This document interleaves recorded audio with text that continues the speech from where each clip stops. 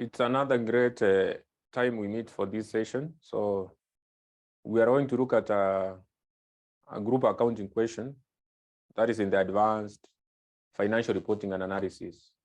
So this is a question of June 2011, question 1. So I will be able to display the question from this end. We go through, we check the additional information, what is required. Then I think we can be able to present it in the whiteboard as per the requirement.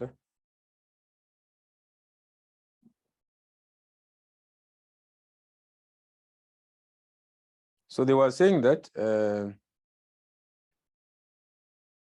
so the question reads, Host Limited, its subsidiary Super and its subsidiary Sport operates in the media industry. The following financial statements relate to the three companies for the year ended 31st December 2010. So income statement, you can see it. For Host, Super, and Sport, you don't have to read it because you know what an income statement contains.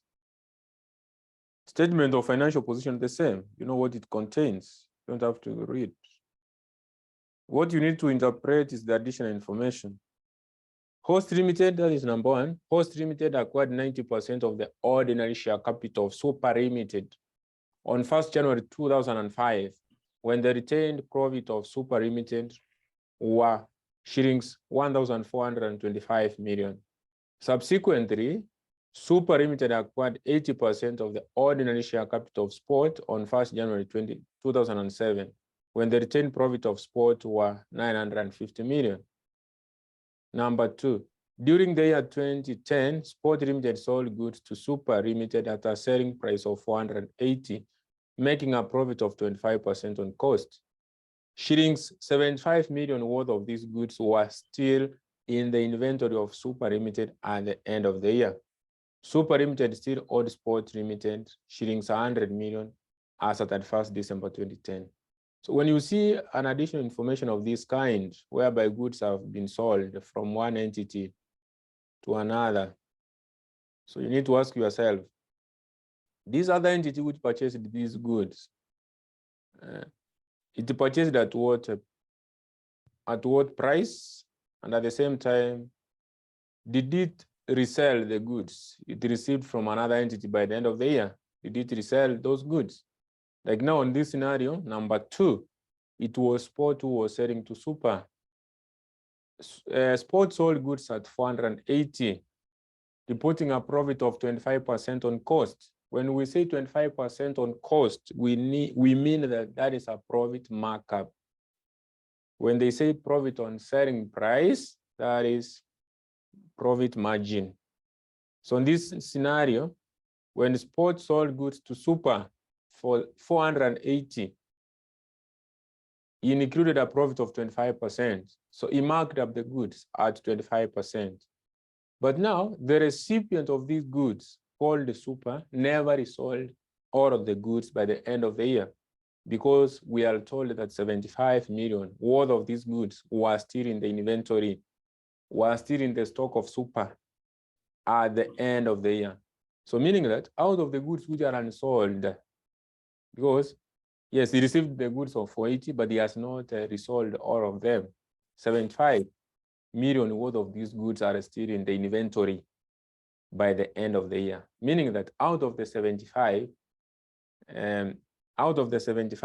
of these goods, so shilling 75 worth of these goods, there's a profit which is unrealized. So that is why we always go ahead and compute for the unrealized profit on stock. We always compute for the UPS. So I cannot predict Benson in the first question.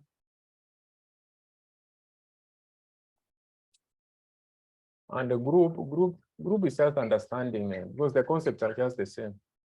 So it's not about understanding how you do your consolidation. So it's not about understanding how subsidiaries are consolidated, how associates and joint ventures are consolidated.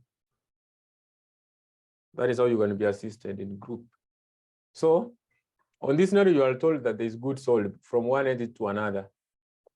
Let's say goods are sold from one entity to another. So they were sold at 480 at a profit markup. So I have said that the profit on cost is profit markup, a profit markup of 25%. But the other entity has not resold all of the goods by the end of the year. 75 worth of these goods are unsold, meaning that out of the 75, the goods which are unsold, there's what? Unrealized profit. There's unrealized profit, which we need to check. By taking the unsold goods, you multiply with what? Profit margin. You multiply by profit margin. And you maintain a bit of silence because for this question, there's a recording I'm doing, so I would request that mostly you ask questions where you are not understanding maybe, and where you need to make an addition where necessary. But for questions are around. So we have unsold goods times the profit margin. Unsold goods times the profit margin. So when given profit markup right now, this scenario, you need to do what? Change it to margin. You are given markup, change it to margin. Like now I'm asking a question now, you can answer this. If my markup is A over B, my margin will be? A over B plus A.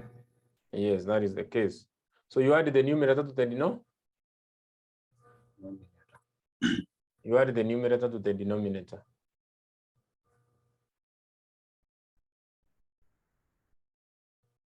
So that is how you change. So right now in this scenario, you are given 25%. So this is like a quarter. So meaning that our margin will be a fifth. Our margin will be a fifth. So then you multiply with the unsold goods, which is 75. So 75 times a fifth. So that is 15. So the main thing is all about understand how you get this. I don't want to talk about debits and credits because I will show you how to adjust this direct in the statement. But if you need to understand more about the debits and credits, about UPS, when adjusting UPS, maybe when adjusting UPS, we check if it's due to upstream sale, if it's due to upstream, or if downstream sale. If upstream sale or downstream sale. If upstream sale, if downstream sale. So what happens if it's an upstream sale? And what am I supposed to do for UPS?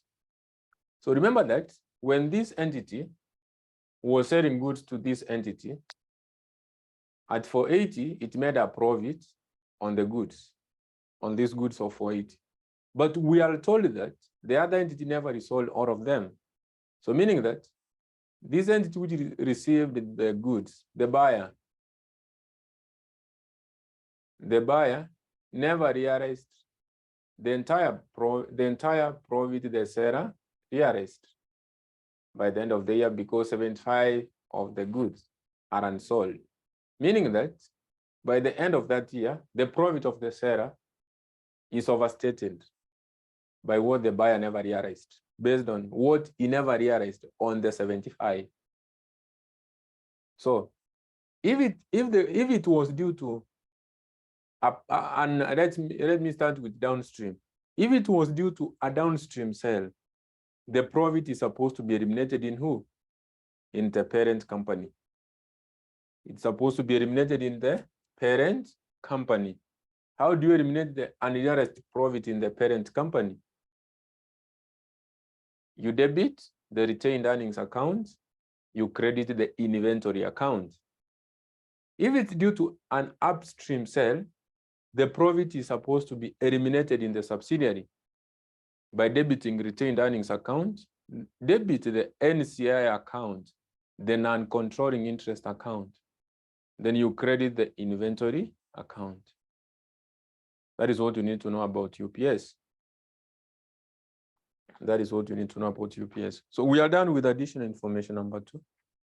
And additional information number, I have said if it's an upstream sale, you debit retained earnings account, debit NCI account, credit inventory. Are we together? 3 accounts are affected. Debit retained earnings account, debit non-controlling interest account, credit inventory. That is upstream sale. When we are eliminating the profit which was unrealized, we are eliminating in the subsidiary. And this is the profit which is unrealized by the parent, but it was already realized by the subsidiary. That is when it's an upstream. When it's a downstream sale, you add just 2 accounts. Just the retained earnings, which is debited, and the inventory account is credited. And I assume that you have checked this in my introduction. I have given you 2 weeks to go through that part. So that is, those are the informations I have explained in the introduction.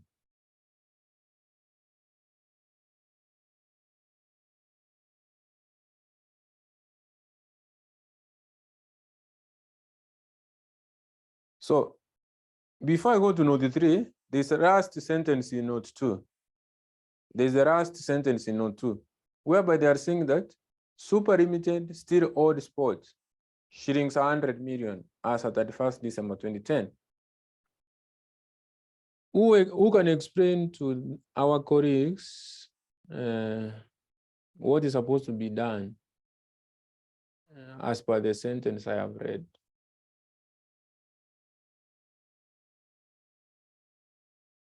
That one will show that if you have been studying or if you have been waiting. Those are owings. These are all. Yes, Mohammed, these are owings. You do what with them? You eliminate them. By adjusting which account and which account?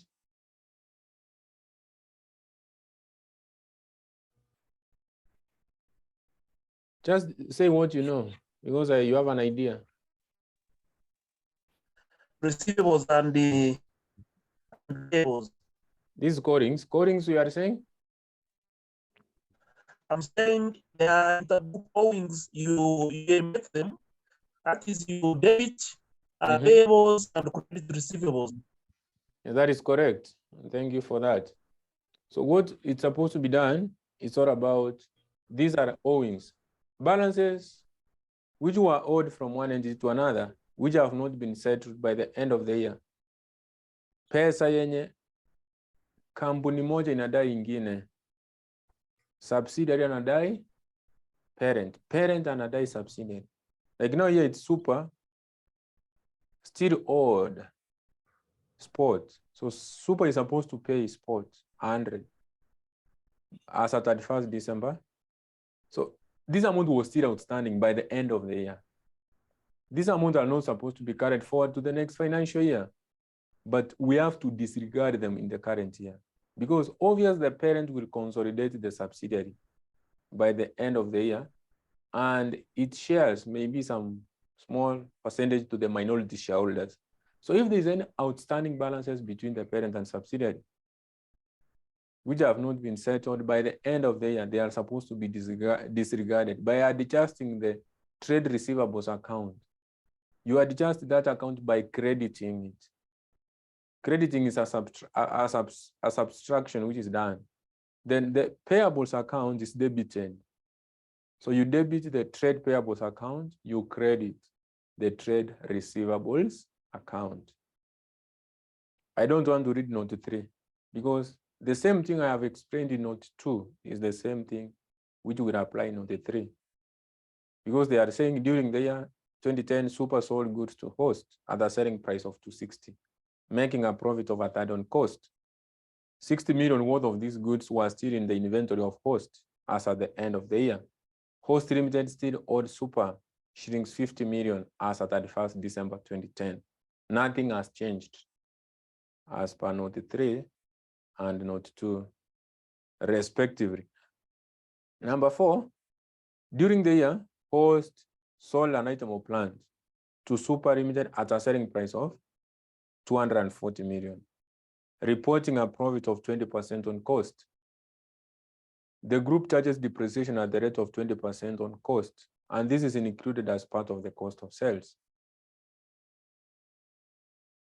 So here they are trying to test two things, UPFA and the depreciation overcharge. How does this arise? How does this arise? So when a fixed asset is sold from one entity to another, when a fixed asset is sold from one entity to another, so sale of fixed asset, we are supposed to say even it's not a sale, but transfer. When we do a transfer of fixed asset at a profit,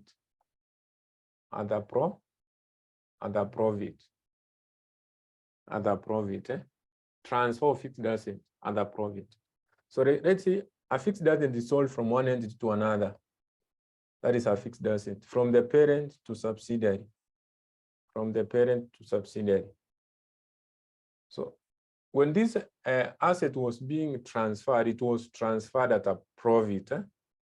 So meaning that we need to check this other buyer, the receiver, did he resell that asset by the end of the year? But under fixed asset, the receiver of that fixed asset will never resell the fixed asset by the end of the year. The asset will be used for the business purpose. It will never be resold. So meaning that the amount the receiver paid the buyer, the amount the buyer paid to the seller, the amount the subsidiary paid to the parent will never be realized. That profit, to be more specific, will never be realized by the subsidiary. So that profit with the parent realized, if it's the parent who was transferring that fixed asset to the subsidiary, the profit which the parent realized, the subsidiary will never do what? Will never realize. So meaning that the profit of the parent is overstated by what the subsidiary never realized. So we need to eliminate that profit. We are not supposed to have any profit overstatement between the parent and the subsidiaries when doing consolidation. So meaning that we need to determine the unrealized profit on fixed asset in this parent, in this subsidiary, so that we eliminate in the parent, because we are saying that the subsidiary is the buyer, he never resold that fixed asset, meaning that he never realized that profit the parent realized. So we need to determine the unrealized profit on fixed asset on this subsidiary so that we eliminate, because that profit will be overstated here. So by doing what? You take the transfer value, times the profit margin, If given profit markup, obvious, be used to changing. And I think we have mentioned on how you are supposed to change if it's a markup to margin. Then the examiner would go ahead and say that the group charged depreciation on this asset at a certain percentage. So the group is both the parent and subsidiary, meaning that when the sale of this fixed asset was taking place, both the companies subjected the asset to a depreciation. So that is a depreciation overcharge. The group charged depreciation. When they were doing that transaction, both of them subjected the asset to a depreciation. So we call it depreciation overcharge. So depreciation overcharge, where you take UPFA times the depreciation rate, or you take your UPFA and realized profit on fixed asset, you divide with the remaining useful life. If you are provided with the remaining useful life. How do we adjust UPFA? How do we adjust depreciation overcharge? When adjusting the UPFA, because now we are doing what? Eliminating the profit which was overstated, which is due to sale of fixed asset. Two accounts will be affected. Retained earnings account will be affected, and the property, plant, and equipment account. So what are we supposed to do with the retained earnings account? When you are trying to eliminate a profit which is overstated, the profit which is more in the retained earnings account, you debit the retained earnings account. Then you credit which account? Property, plant, and equipment.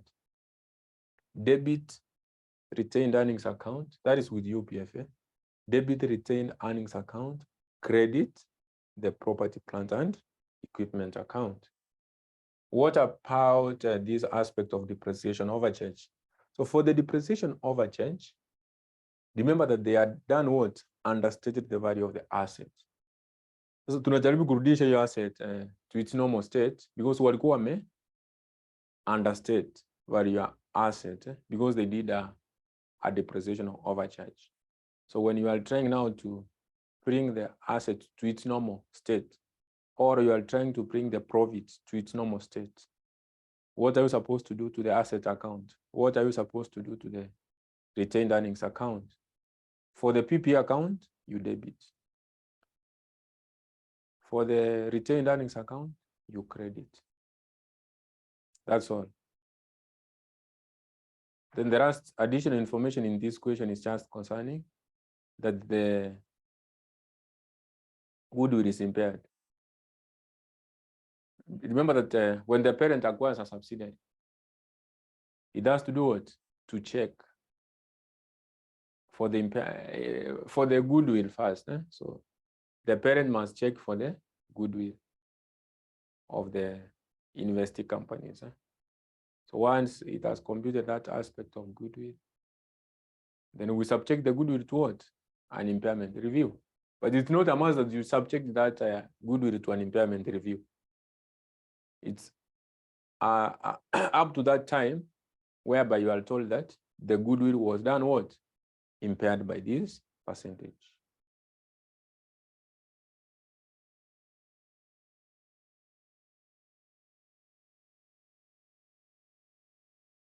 Shamsa, you are saying, please repeat the entries for depreciation overcharge. Debit, PPE, property, plant, and equipment account. Credit, retained earnings account.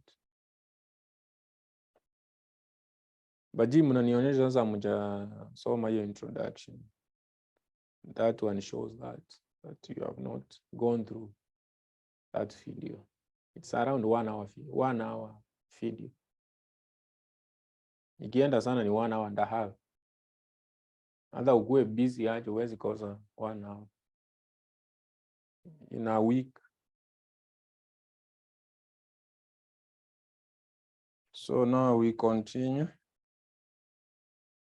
So we are doing a question of June 2011. That is question 1.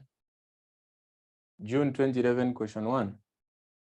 So this question, it's all about the parent, which is called host, which acquired the super, then super acquired sport. So at what percentage was super acquired up to? Super was acquired according to note 1. That is what they have mentioned, that host acquired super up to 90%. What about super acquiring sport? Super acquired sport up to which percentage? According to the same additional information number 1. 80%.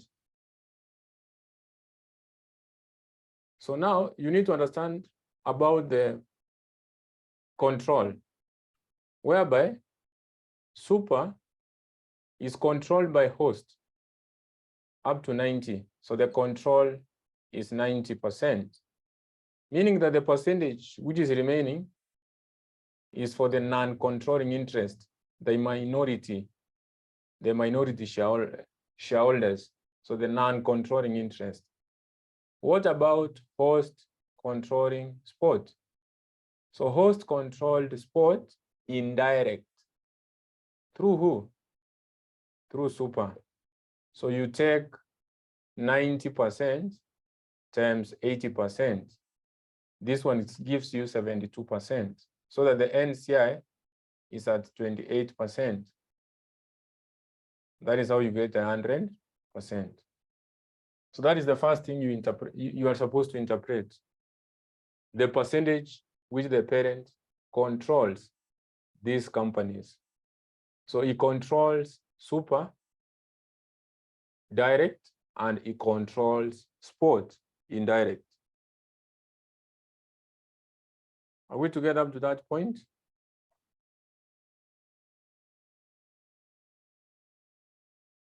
So after doing this, you need to check the time of acquisition. Our financial year ends when?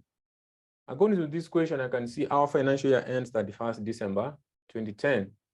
It starts on 1st January 2010. Then you go to the additional information, check the time when super was acquired and sport. Super was acquired 2005, and this one was acquired 2007. That is what you are told in additional information number 1. Meaning that in the current year, when you are preparing your books, these companies, that is super and sport, were full year, subsidiary and sub-subsidiary, respectively. So we can go to what is required. They first need, we do, so you say host remittent, consolidated what? Consolidated. They need consolidated income statement for the year. For the year ending 31st December 2010. So you do the question, or you consolidate the question the way it is provided. If it's an income statement, so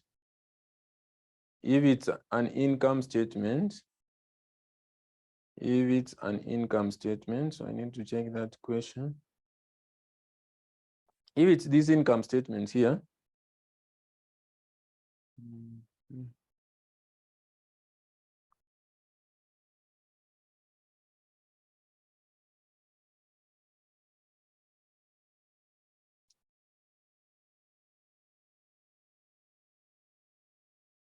so if it's this income statement, let's say now we have an income statement here.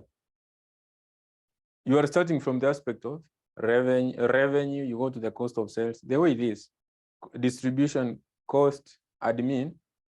Then after admin, I have to introduce impairment.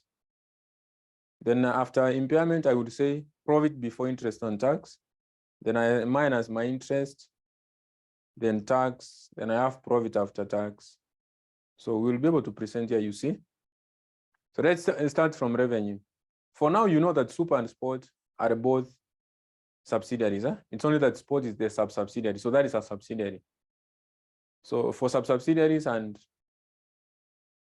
subsidiaries, you consolidate the same way. Once you know that which percentage for sub-subsidiary does the parent control. You have seen we have multiplied. That is how you arrive at that relevant percentage. So for now, I will add everything because there is no associate or joint venture in this question. So you take 45,600 plus 24,700 plus 22,800. Then I will be able to mention what are you supposed to adjust under revenue. What are you supposed to adjust under revenue? So you take the revenue. So if it's revenue.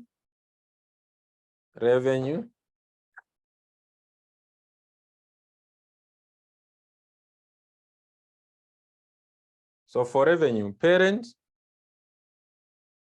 45,600 plus 24,700 plus 22,800. What you minus under revenue is the intergroup sales, the sale which occurred between these companies, and the one which occurred in the current year under consideration only. So if you check in the additional information number 1, not additional information number 1, additional information number 2, there was that sale of goods from sport to super. At what selling price? At what selling price? 480. In additional information number 2, again, this is a sale from super to host at 260.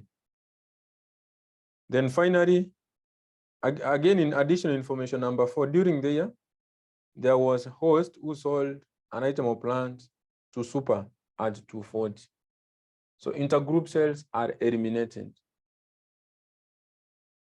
Give me the total at the far end there. So the only thing you minus under intergroup cells, under revenue, sorry, is the intergroup cells only.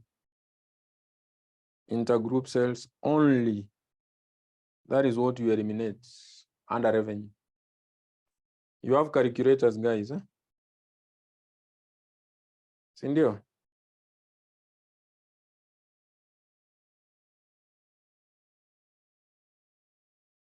Corings. You have a calculator?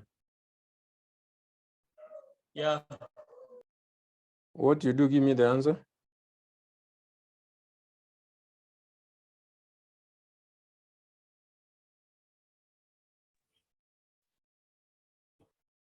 and 20. Sorry? 92 and 20. 92, 120. So 92, 120. So we move to the cost of sales. Eh? We move to the cost of sales. So the figure for the parent,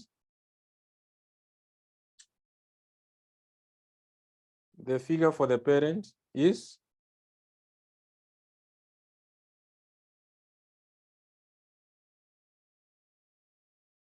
give me the figures. Do you have the question?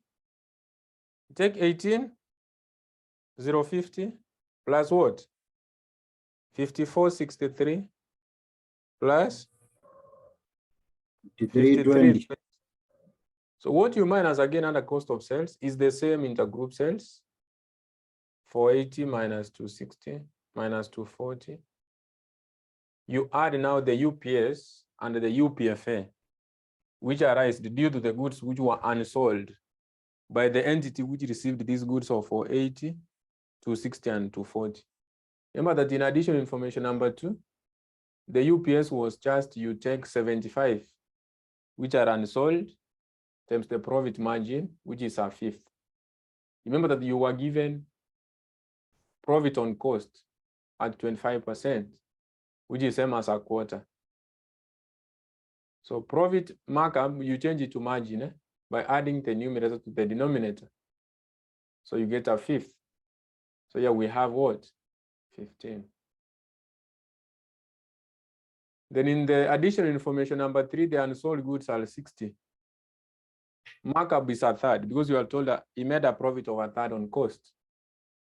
So margin will be a quarter. Because if you take a third, then you change it to the margin, you get a quarter by adding 1 to 3. So again, this is 15. So those are the UPS you add here. Plus 15, plus 15.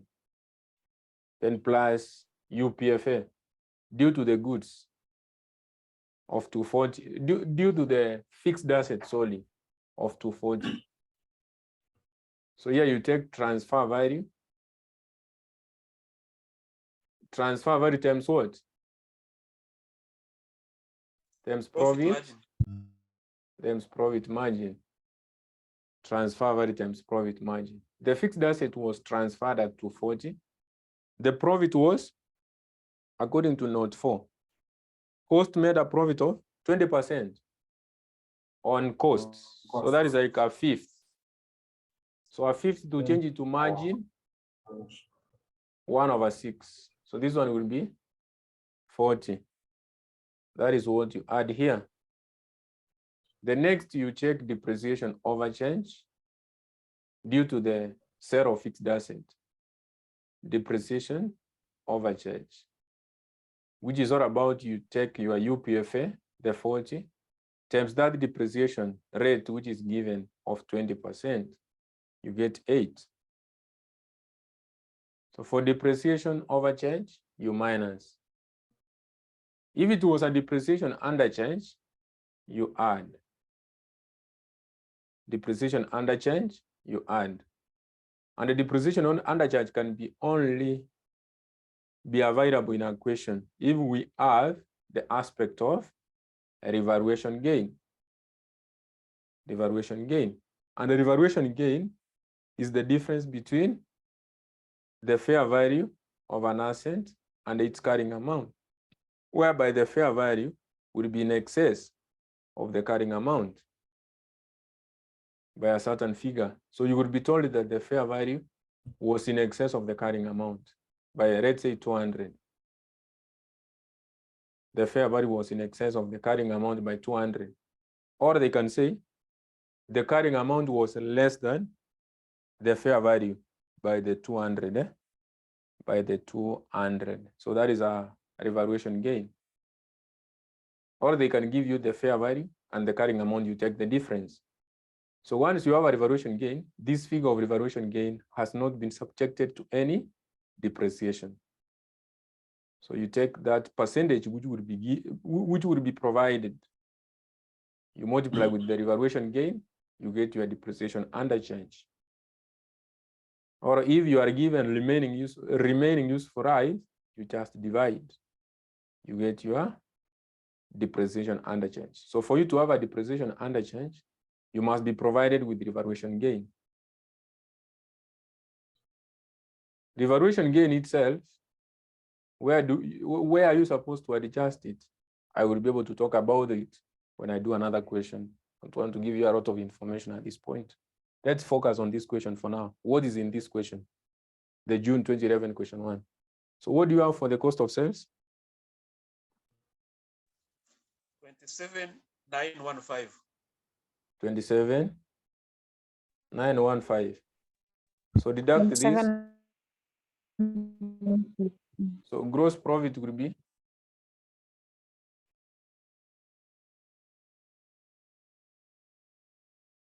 the gross profit will be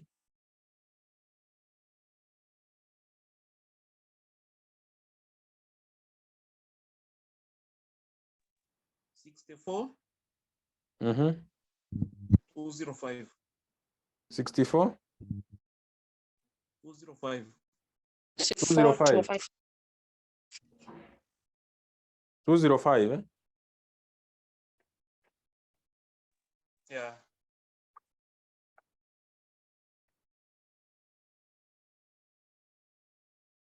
So the next thing we are supposed to consolidate is what? The next item?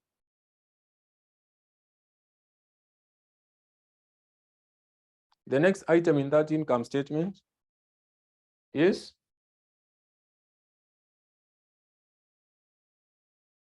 which is the next item in that income statement, guys? Distribution cost. So we have distribution cost. So distribution cost, give me the figures.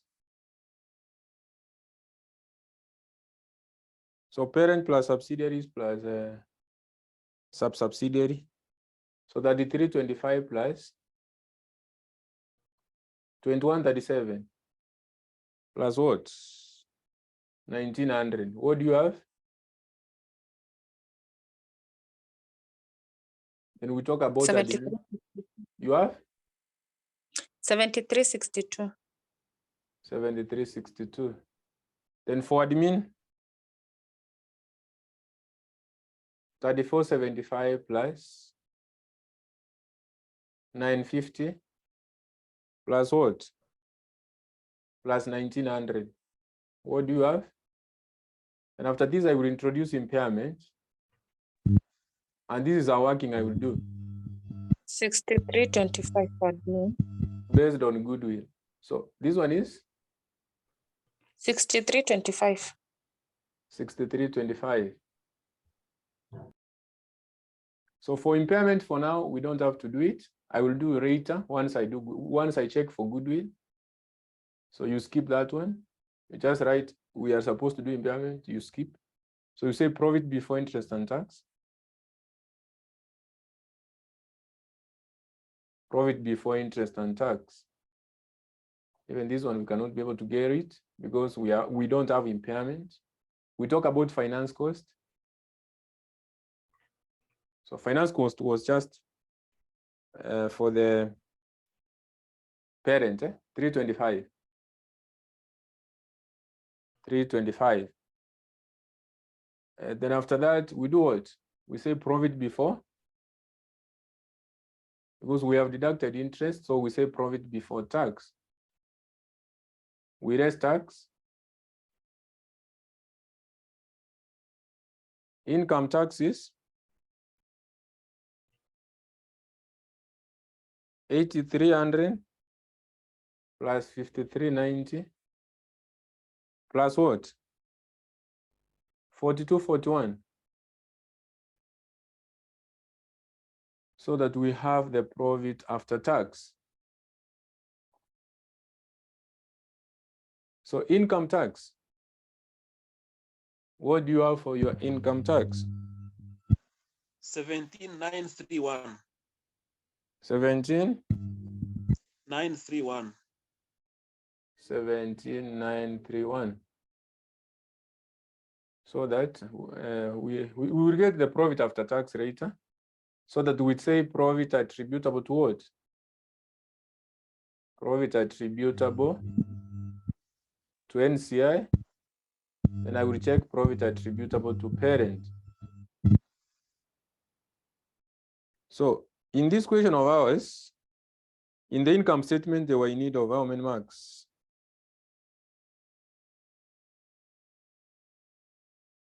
8. 8. Already you have scored around 6. 1, 2, 3, 4, 5, 6.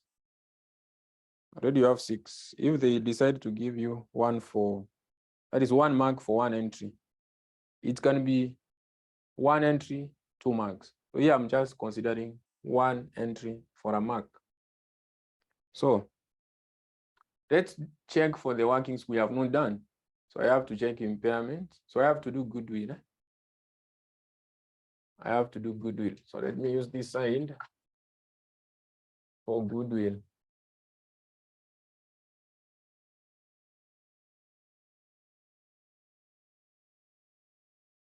Remember, these are consolidated income statements. You already have the heading.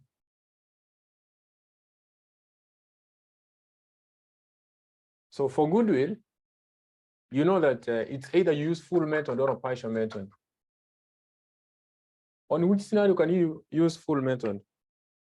At what point can a student use full method? At what point a parent can use full method? Because the parent is the one which is computing the goodwill of the subsidiary, either using full method or a partial. At what point can we use a full method? When the fair value of NCI is mentioned. Yes, where they mention about the fair value of the NCI. Or which information can be provided to aid in the determination of the fair value of the NCI? The fair value. Sorry?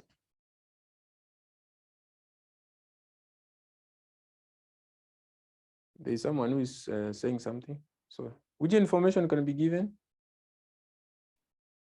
If you are provided with the market price of the ordinary shares of the subsidiary as at acquisition date.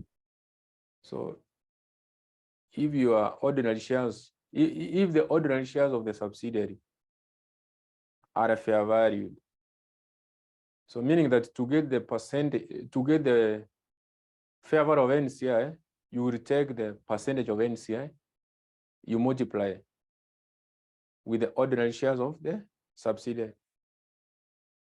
You multiply with what? The market price. So you take the the percentage of NCI multiplied by the ordinary shares of the subsidiary. You multiply by what? The market price of those shares in the subsidiary. Remember that as at acquisition date. So here, but in this question, they were very specific that we use which method? Partial. So meaning that when using the partial method, goodwill is only attributable to the parent company. There's nothing going to the minority shareholders. So meaning that I can be able to do the goodwill of I can be able to do the goodwill of Super. I can be able to do that of Super and the Sport at the same time. Because this one is going to the parent and this one is going to the parent. Goodwill is just the purchase consideration minus the share of net assets acquired in those invested companies. So the purchase consideration was, the purchase consideration is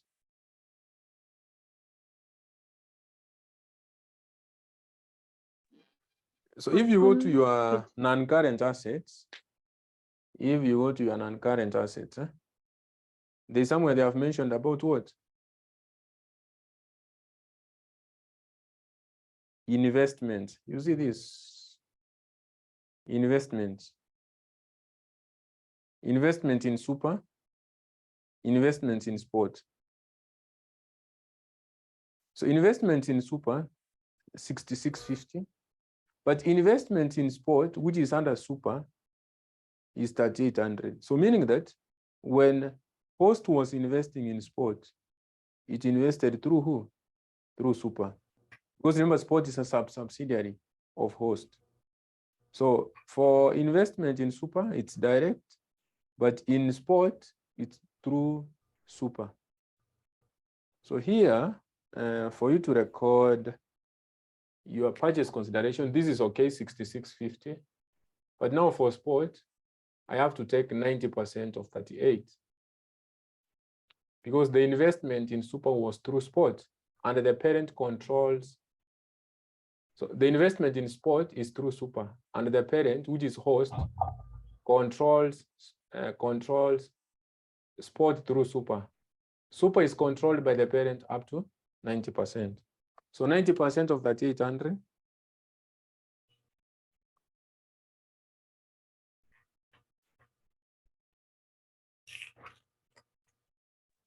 $34.20. 34.20 less share of net assets acquired. Net assets acquired. So remember that net assets are like ordinary share capital. So remember that for super, you will be using 90% on the net assets, but in sport it was 72. So we have two figures to use here. So for ordinary share capital of super, 3,000, and that of sport is 2,000. So 90% of 3,000 is 27. 2,700. 72% of 2,000. Becoming 14,400. 1440. 1440. Benson, mute your mic. There's a lot of noise from your end.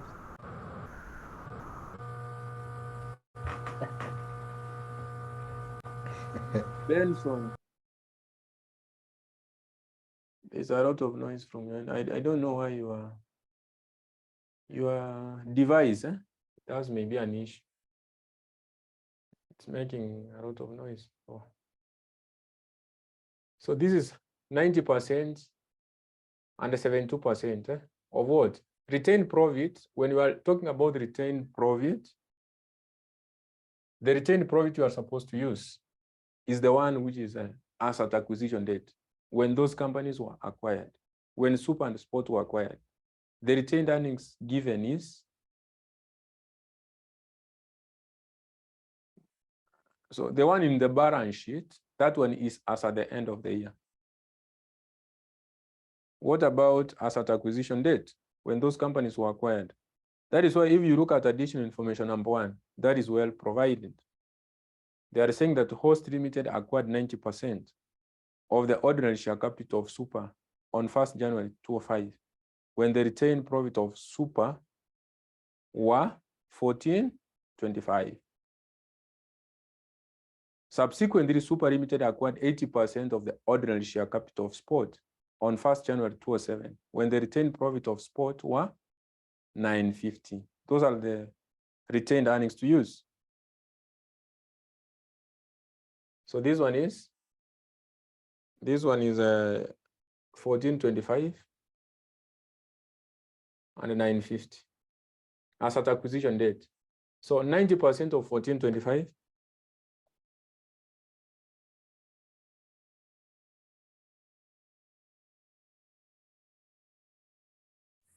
1282.5. 1282.5. What about 72% of 950? Sorry? 684. So we don't have another equity component than what we have written here. There is no share premium, there is no revaluation. Those are some of the other equity components you can find. So what you do, deduct your net asset from the purchase consideration so that you get your goodwill.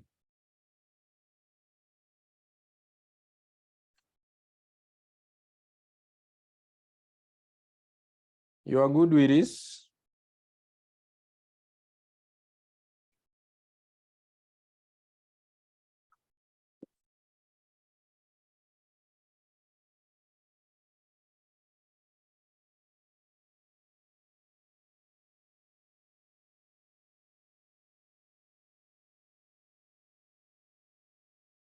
goodwill mnapata ngapi? 2667.5. Sorry? 2667.5. 2667.5. What about for sports? 1296.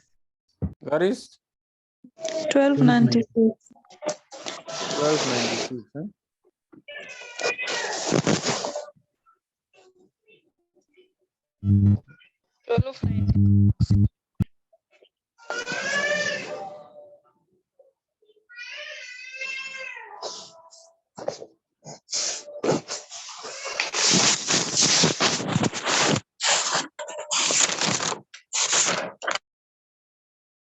So I understand they're live with online sessions with you guys. So it's good anyway. It's good you are following from your end.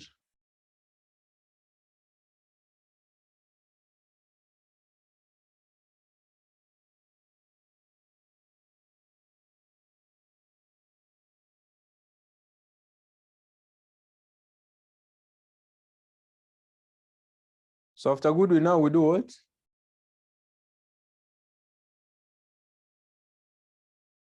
We subject it to an impairment.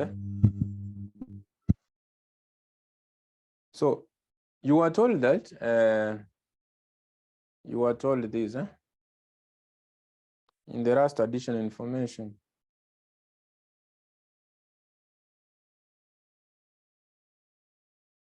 The entire goodwill of Super had been impaired, and by 31st December 2009, 60% of the goodwill of Sport was impaired. By which date? 31st December 2009.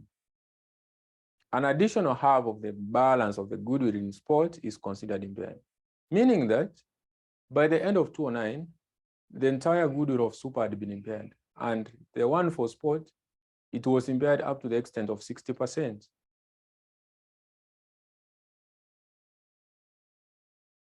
Remember that the companies, that is Super and Sport, are acquired from 2005 to 2007. That is from 2005 and 2007 respectively. So by 2009, that is 2009, the goodwill of those companies, they have been impaired as mentioned in this question. For Super entire by the end of 2009. And remember, our financial year is 2010, the one which we are preparing the books for now.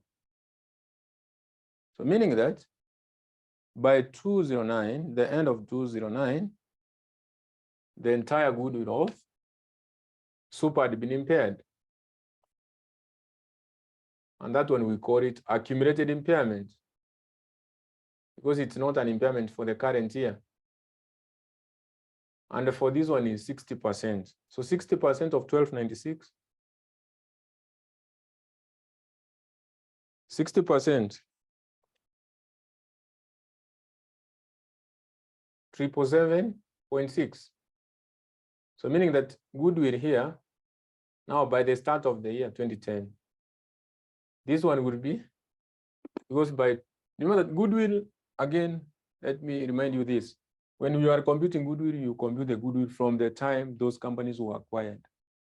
So if it's super from 205, sport 207. So that is why they are saying that by 209, before we enter the current year when we are preparing our books, for super, it has been impaired entirely. For sport, up to 60%. 1296 minus 777.6. So we have 518.4. So then they said an additional half of this has been impaired. Now that is in the current year. So impairment. So I have divided by 2. So that is 2 what? 259.2. So they said a half, an additional half has been impaired in sport. So meaning that our net goodwill, which is unimpaired in this year, is this one, 259.2. Yeah, we were in need of impairment. So meaning that the only impairment I will record here is this for the current year, 259.2. The others are for the previous years. They will affect the retained earnings.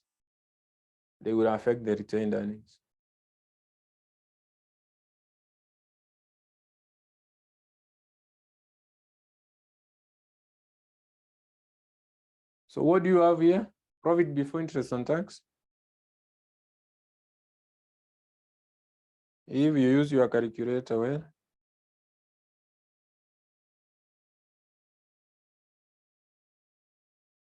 what are you getting? 50? 258.8.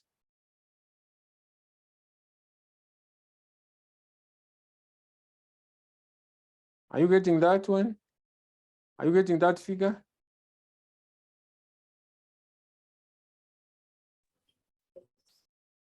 Hakuna mwenye amefanya? Yes. So then profit before tax is 49,933.8. Yes. Then minus 17, 931.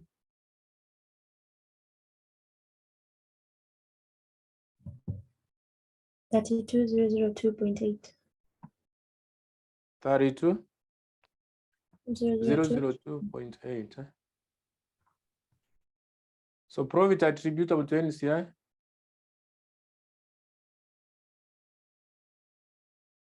So this one we do our working. Anyway, we do our working. That is what we are supposed to do. So the profit attributable to the NCI. Remember that in super, 10% is attributable to the minority shareholders. In sport, it's 28%. In sport, it's 28%. So you start with profit after tax in subsidiaries. That is where the minority shareholders are supposed to get their share from. So the profit after tax in super and the profit after tax in sport is, so we have 10, 760, and we have 9439. We adjust this by deducting what?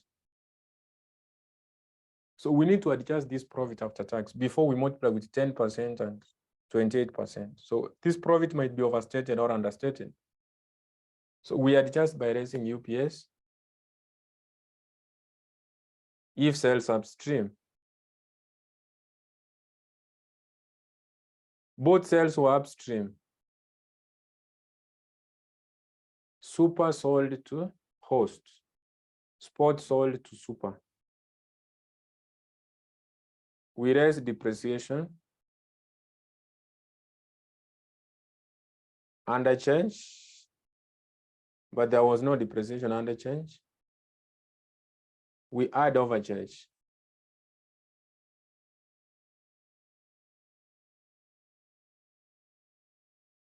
Remember that there was an asset which was sold from host to super. And the super never resold that asset. Meaning that there is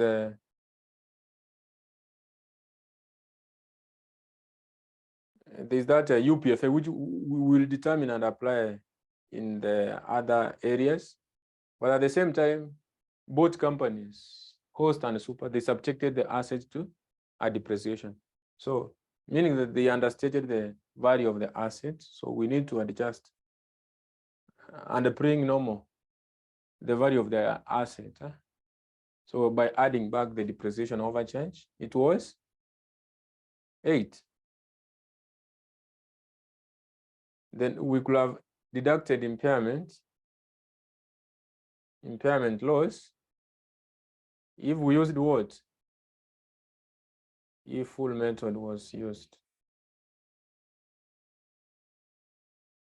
But we never used the full method.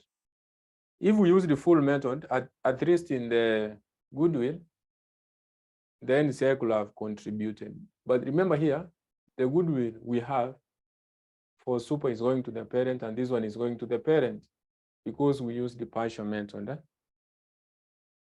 If we could have used full method, that is where we could have introduced the aspect of minority shareholders. So, adjusted profit,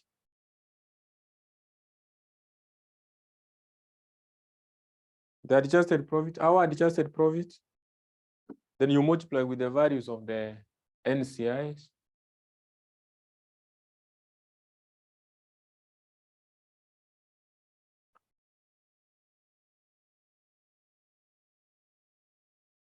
Adjusted profit for Super.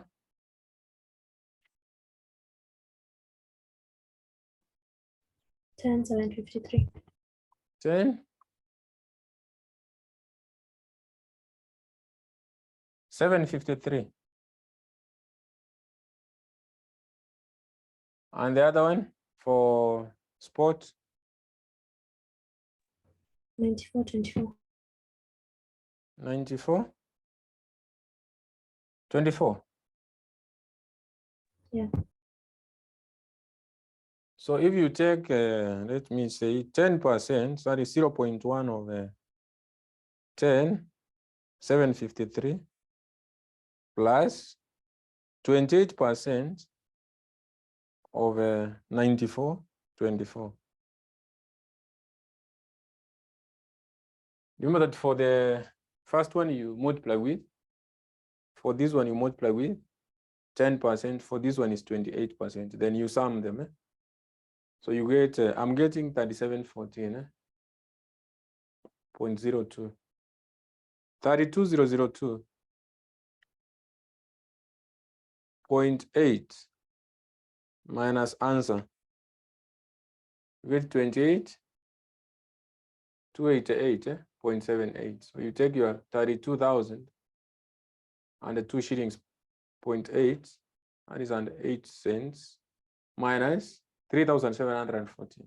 So you get your profit attributable to the parent. We are done with the income statement. We go to the next requirement, whereby you are required to do the statement of changes in equity.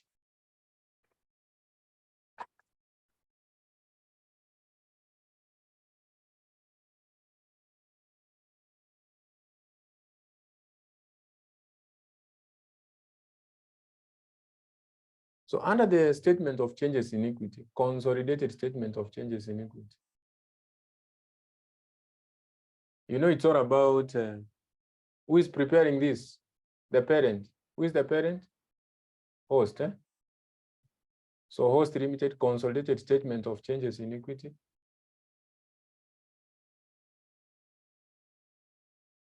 Consolidated statement of changes of equity. As at what?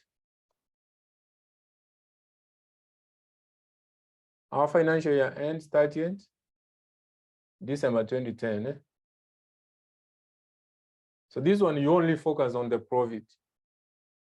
So you talk about retained profit, balance brought down.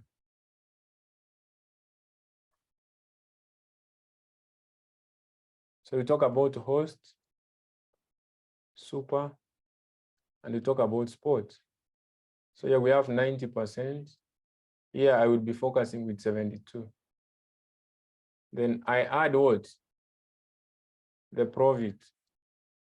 attributable to parents, then I will be able to deduct dividend paid by parents.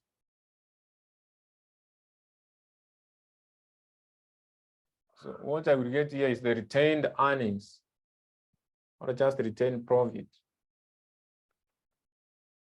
Balance carried down.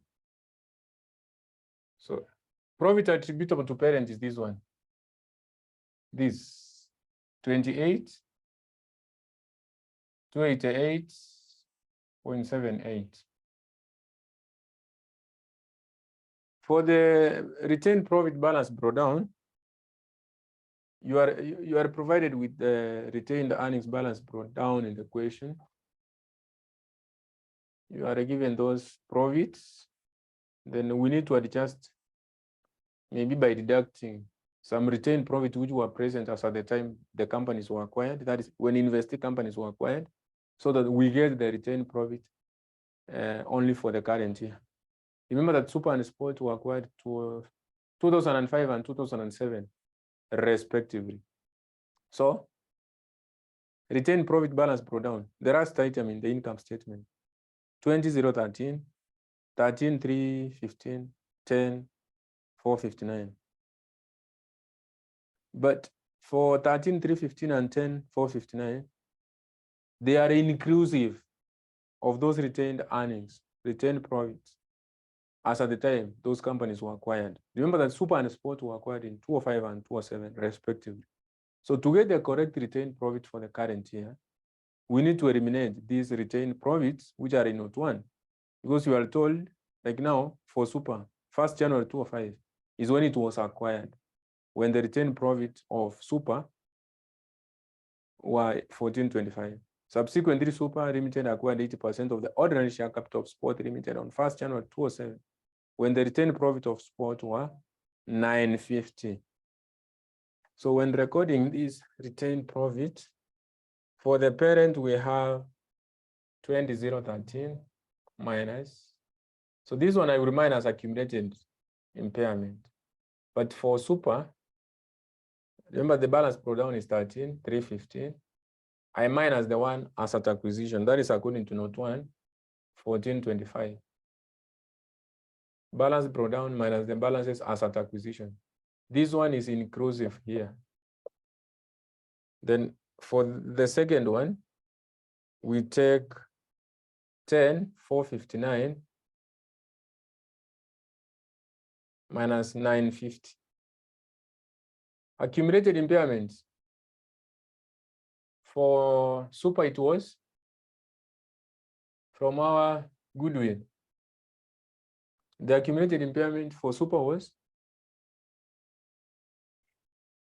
2667.5.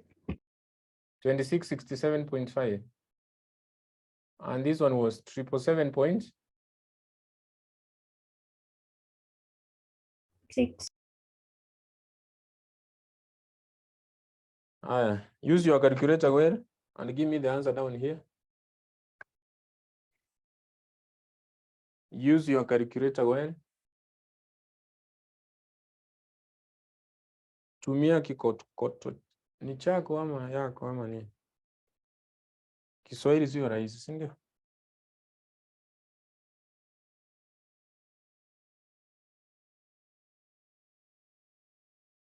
So the first one, what are you getting? I need a confirmation from you guys. Many of you are silent. You are silent. You are so silent. You are too silent. You are silent. Mumepata ngapi hapa? 16? 560. Point what?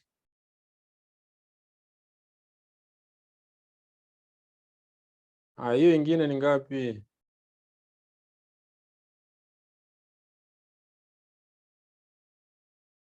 This is 10, 701.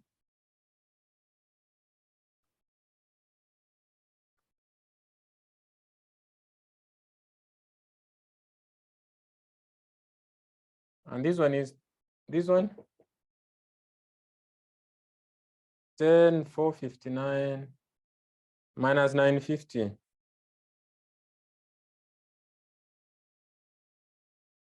times 0.72. What do you have? Give me the answer. Guys. Cecilia, Christine, Benson, Diana. How wote mnipatie answers? 6846.48. Pardon? 6846.48. 0.48. 0.48. Yeah. The dividends we need to check. So dividends will be based on the profit. And we are focusing on the retained profit of the parent. The retained profit balance brought down of the parent is 20,013 of the parent. Balance carried down is the one which is provided in the balance sheet. So if we go to the balance sheet, if we go to the balance sheet, the statement, and that is the statement of financial position, you know, it's the balance sheet. Retained profit of the parent is, remember the balance sheet is prepared as at the end of the year. The retained profit as at the end of the year is 32,638. That is a 22,638. The profit for the year, profit for the period, if you go to your income statement, second last item, 12,125. 12,125. So you have a balance brought down, you have balance carried down, and you have the profit for the year. So if you take balance brought down, 20,013 plus 12,125, we are supposed to get this. Are you getting 22,638? 20,013 plus 12,125. I'm getting 32,138. But this one is, at the end, the profit is 22,638. So meaning that there was a reduction in profit. And that one was due to the dividends they paid. That is why their profit reduced from 32,138 to 22,638. The reduction is by 9,500. So the reduction from 32. If you take 20,013 plus this, I'm not getting 22,638. I'm getting 32,138, meaning that there's a reduction by 9,500, which is the dividends the parent paid. Now, the retained profit balance carried down is, now that one I need answers from you. You are many students who could be providing answers immediately.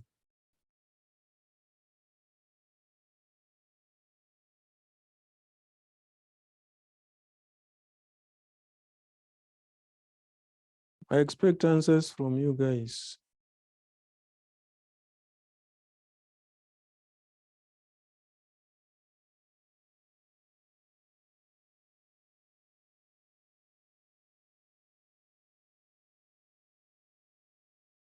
Christine, what are you getting? Corings, what are you getting? Cecilia, Diana, Benson. So what do you have? 52,904.16. You are getting? This is 52,904.16. 52,904.16. That way.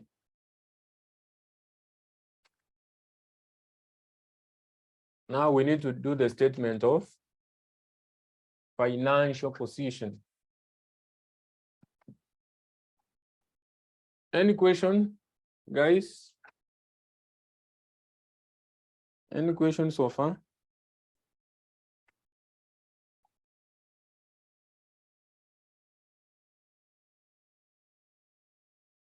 Any addition other than question? It's not a must you have a question. You can do a contribution.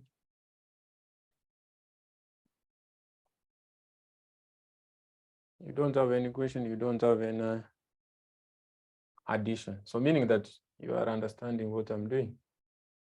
So we do statement of financial position.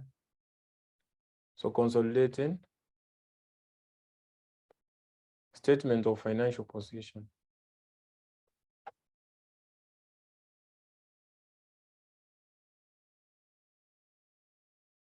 Asset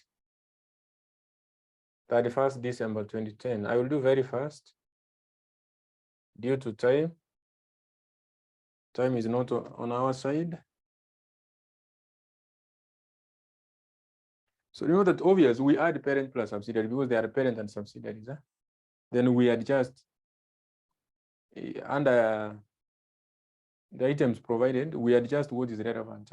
And again, I would mention another item you could have adjusted. So we start from non-current assets. PPA.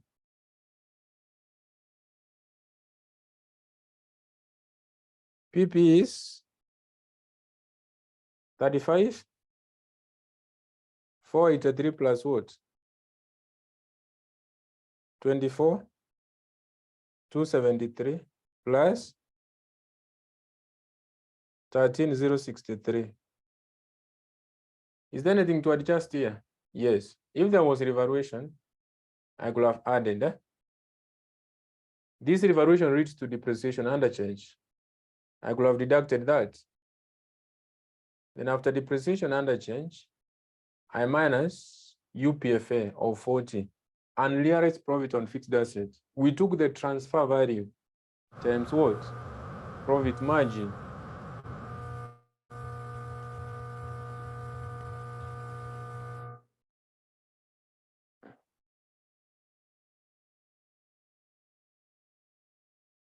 Then we add back depreciation overcharge, which was what?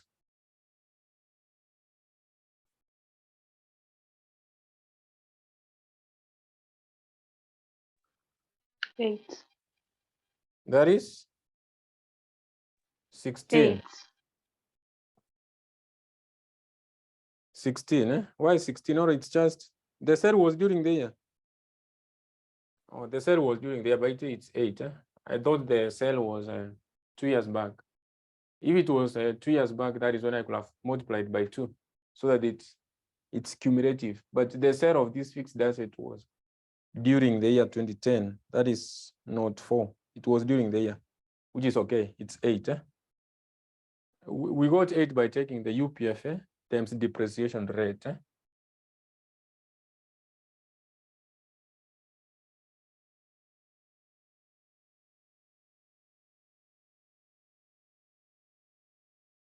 So after that, we continue to what to investment in super and sport. So investment in super, you replace that one with goodwill, but there was no goodwill during 2010 because the entire goodwill of super had been impaired by the end of 2009. There's no goodwill I will record for super. The only goodwill I will record here is for sport. So goodwill of sport, that is the one which replaces the investment in sport. 259.1.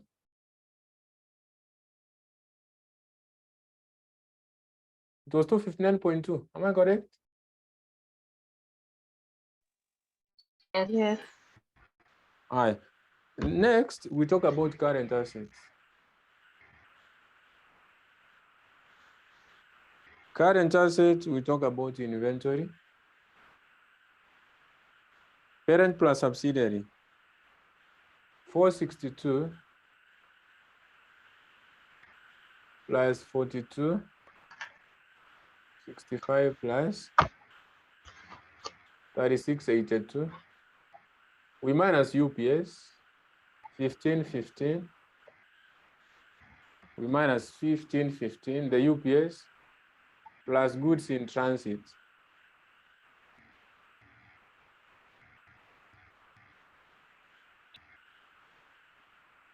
So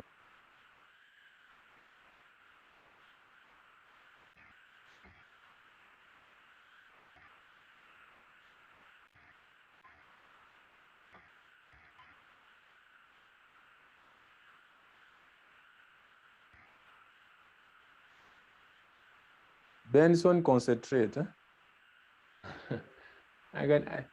So we have a inventory, which is the inventory after taking the parent plus subsidiaries. We minus the UPS. We add goods in transit. These goods in transit is the goods which were sent from one entity to another. And that other entity received those goods some few days after the end of the year. Few days after the end of the year. So those goods have not been recorded by the other entity which was supposed to receive them, because they were never received by the end of the year. They were received few days after the end of the year. What are we supposed to do? To record them, we debit inventory.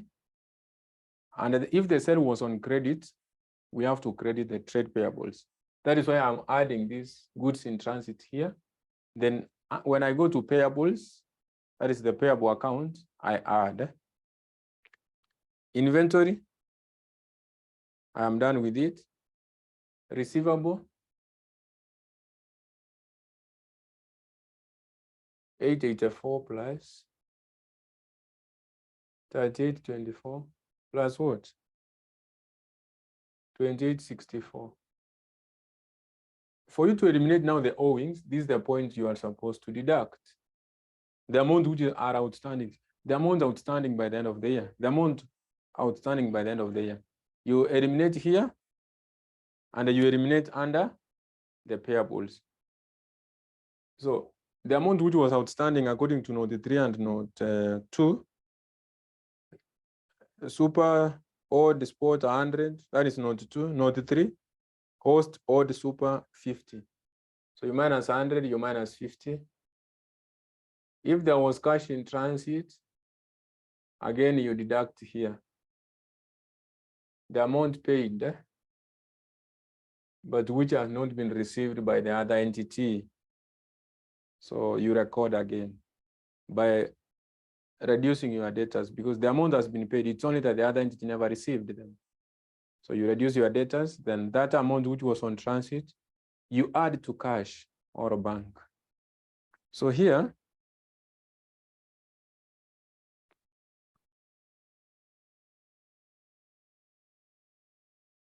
Benson, how are you?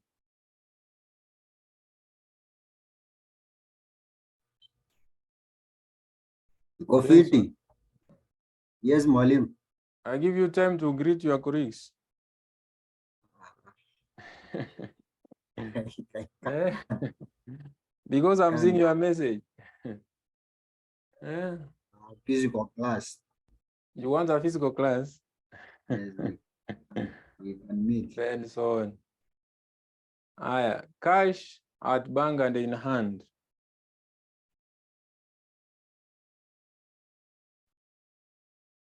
So you take the parent plus subsidiaries, then plus cash in transit. So the one you could have deducted here, you add it under cash or bank. Have you been computing the final answers for this adjustment we are doing? Right now for inventory, what do you have?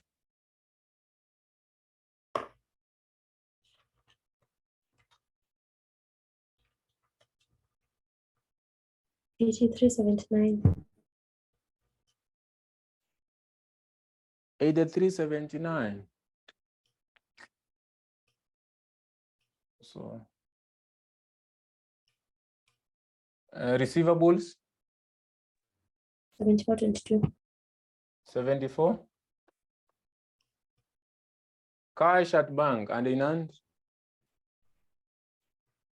5. sorry, 34.95. 34.95. Eh? So we have total assets,